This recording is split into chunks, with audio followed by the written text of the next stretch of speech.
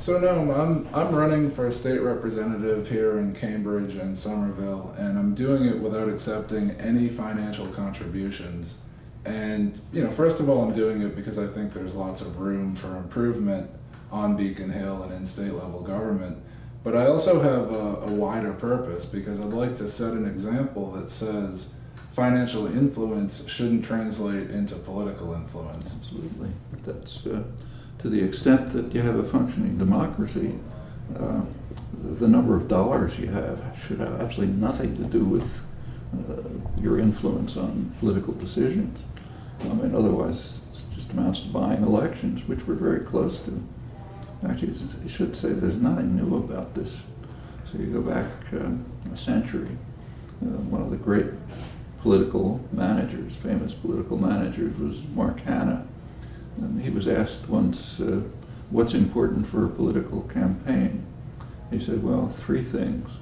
He said, the first thing is money. The second thing is money. And the third thing, I've forgotten what that is.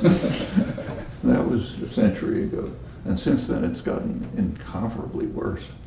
I mean, you can pretty well, there's pretty good political science work on this. So a lot of the best work's done by a professor at UMass Boston, Tom Ferguson. And what he's shown very convincingly, I think, is you can pretty well predict who's going to win an election just by looking at campaign contributions.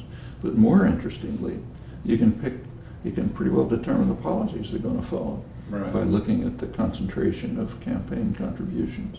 And that tells you, to the extent that that's true, that means that democracy is just a farce. It means it's as if the number of votes is the number of your dollars.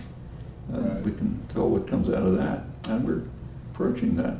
It's gotten worse in the last couple of years, partly Supreme Court decisions, partly just the concentration of wealth in the economy, and with it, the corruption, well, I don't know if you want to call it corruption, the drift of the parties towards becoming, burrowing deep into the pockets of those who have money, so corporate pockets.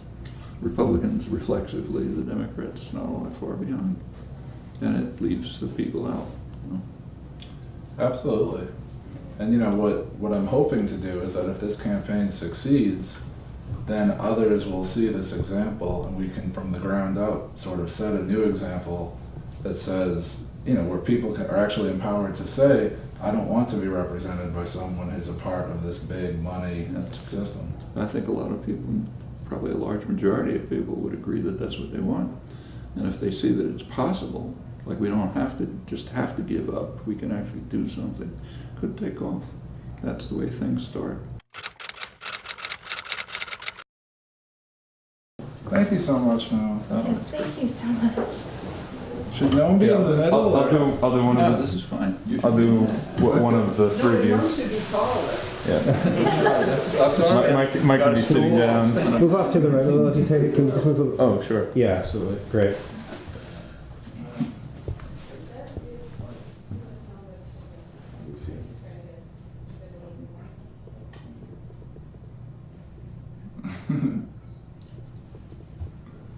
Hold on, give me just 20 seconds like that.